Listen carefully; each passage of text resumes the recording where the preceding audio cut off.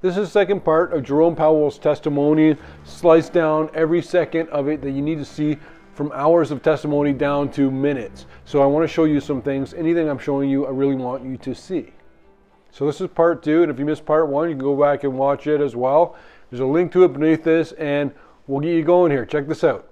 If you continue raising interest rates as you plan, unemployment will be 4.6% by the end of the year, more than a full point higher than it is today. When we have the lowest unemployment in 54 years, and where we have a labor market that is extremely tight, extremely.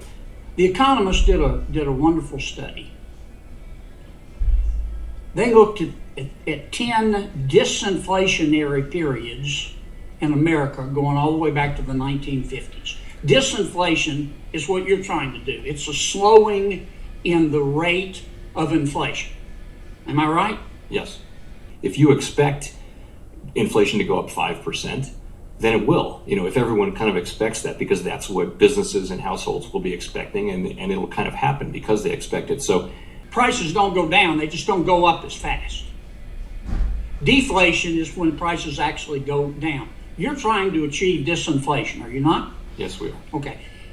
One of the areas that I am very worried about is commercial debt. I mean, we've got a Bloomberg story here showing, we're going to hit a $6 trillion wall this year on refinancing. Where I'm particularly concerned is the issue around commercial real estate. Based on history, in the 10 times that we got inflation down, disinflation since the 1950s, in order to reduce inflation by 2%, unemployment had to go up 3.6%. The initial outbreak of inflation was all about spending on goods where people couldn't spend on services. So goods spending went way up, and the global supply chain, many goods are imported. The global supply chain just collapsed, and that was the source of the original inflation.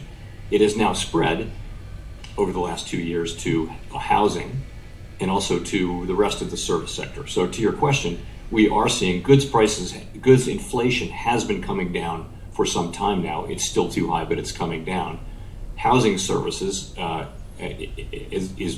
there's in the pipeline. You see the new leases that are being signed, and what that tells you is that in the next 6 to 12 months, we will see that come down. Right now, the economic picture is about as uncertain as I can remember. We've had large companies in the private sector who are in the midst of planning layoffs and forecasting serious economic weakness in the quarters to come. Yet, on the other hand, the current economic data seems to be robust. Inflation shows some signs of softening in the past several releases. So I just hope, Chair Powell, that you could briefly tell us how you synthesize these seemingly contradictory data. So I don't even want to talk about asking you to subscribe to the channel, so I don't even bring it up ever. Also, we raised rates very quickly last year, and we know that monetary policy, tightening policy, has delayed effects. It takes a while for the full effects to be seen in economic activity and inflation. So we're watching carefully to see those effects come into play. But the more we help on the fiscal side, the fewer people you're going to have to put out of work. Isn't that a fact? Please answer. It could work out that way. Sir? It could work out that way. Yes, sir. Thank you. Thank you, Senator Kennedy. Senator Reid of Rhode Island's recognized. First, we're going to be looking at inflation in the 3 sectors that I mentioned: the goods sector, the housing sector, and then the broader service sector. And we need the inflation that's already underway in the goods sector to continue, and that's really important. In the housing sector, we just need the time to pass so that reported inflation comes down, and it's effectively in the pipeline as long as new leases are being signed at relatively small increases.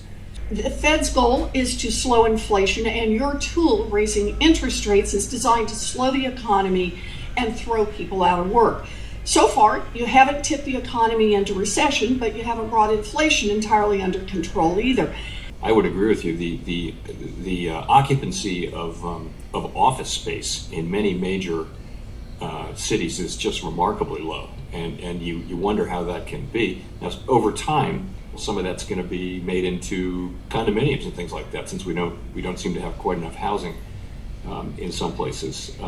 Now, I know the strong dollar is sort of a sacred cow of the Washington consensus, but when I survey the American economy and I see our mass consumption of mostly useless imports on the one hand and our hollowed out industrial base on the other hand, I wonder if the reserve currency status also has some downsides and not just some upsides as well. So we'll be watching very, very carefully, though, at the larger service sector, which is 56% of consumer spending, and more than that of what's currently inflation. So that's one thing we'll be watching that very carefully. Now that's history, is it not? I don't have the numbers in front of me, but yes, the standard has been that there have been recessions and downturns when the Fed has tried to reduce inflation. Now, right now, the current inflation rate is 6.4%, and the current unemployment rate is 3.4%.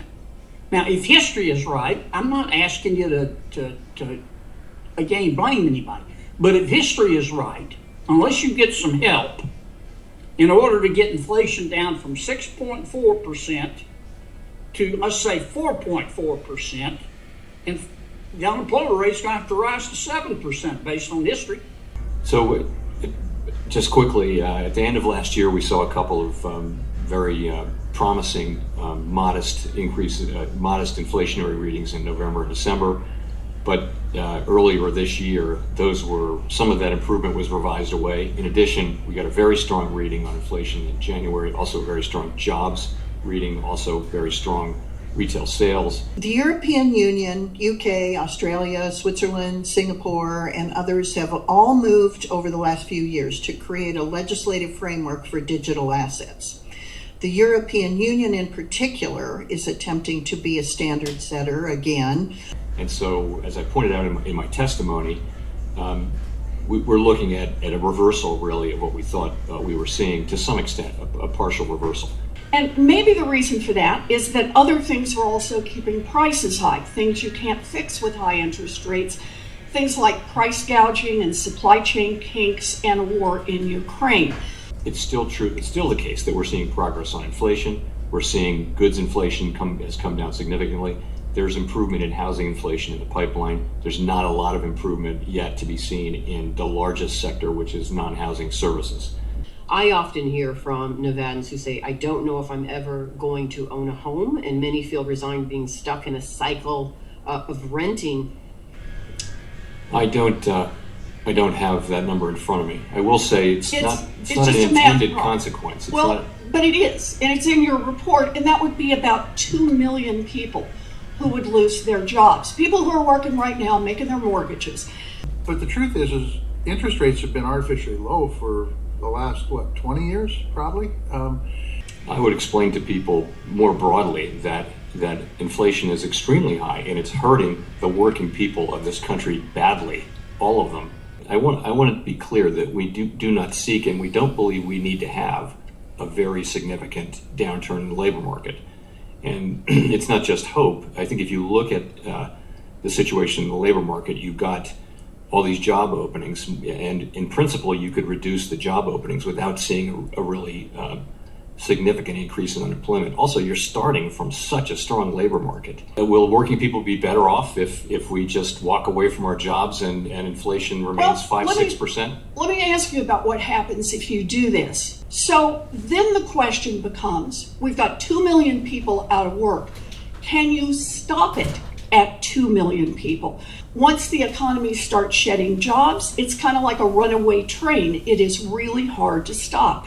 So stick with me a little bit longer. You guys are doing so great. Some of the best stuff is coming up, and this is going to be a big video because there was so much great information that I wanted to show you. In fact, in 11 out of the 12 times that the unemployment rate increased by a full percentage point within 1 year, unemployment went on to rise another full percentage point on top of that. So we are the world's reserve currency, of course, and that's because of our democratic institutions. It's because of our control over inflation over many, many, many years. The world trusts the rule of law in the United States, and those are the things. So once you're the world's reserve currency, it's used all over the world in transactions, and it's the place where people want to be in times of stress, is in dollar-denominated assets. Back in Montana, the number one issue I hear, certainly across the state is the high cost of gas, the high cost of groceries, and overall how their paychecks are shrinking because of inflation. It's your opinion that the level of debt we have is sustainable? Yes, I mean we could clearly we have the the largest economy in the world. We can service this debt. That's not the problem. The problem is that we're on a path where the debt is growing substantially faster than the economy, and that's kind of by definition in the long run unsustainable.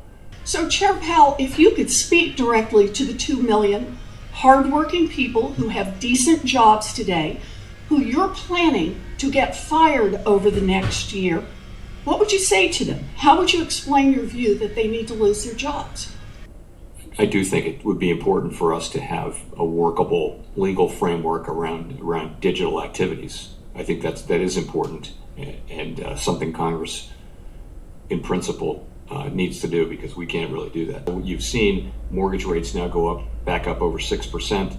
You've seen housing starts come down. Activity in housing has declined as people are reluctant to get out of their the low rate mortgages they had before. So housing activity is slowing down. Not just 2 million of them, but all of them are suffering under high inflation, and we are taking the only measures we have to bring inflation down. And putting 2 million people out of work is just part of the cost, and they just have to bear it.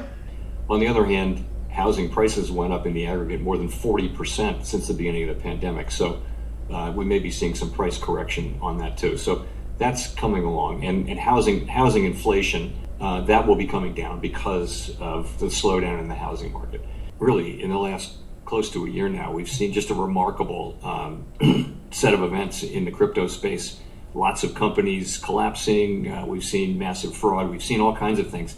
Lots of things that suggest that regulated financial institutions should be quite cautious, and that's in doing things in the crypto space. And that's what we've issued 3 or 4 releases to the banks, along with the OCC and the FDIC, the Fed has. And they essentially say, you really need to be careful here. You need to be careful. It's early days with crypto. There isn't the appropriate regulation. We're learning lots about the risks, and they are many of the same risks that run in other parts of the financial system, but without appropriate regulation. Use our tools to foster maximum employment and price stability. And we're using those tools really now to restore price stability at a time of the highest inflation in 40 years. I think that the same people who are having high mortgage costs, if they have a floating rate mortgage, are also experiencing high costs for all the basic necessities of life. And one of our most fundamental roles at the central bank is to keep price stability. I know it was a long video, but we're going to wrap it up now. And I've got another video on screen that I really want you guys to see, because it's the perfect companion to everything we just watched. Plus, there's another video on screen that's best for our viewer as chosen by my master, the YouTube algorithm.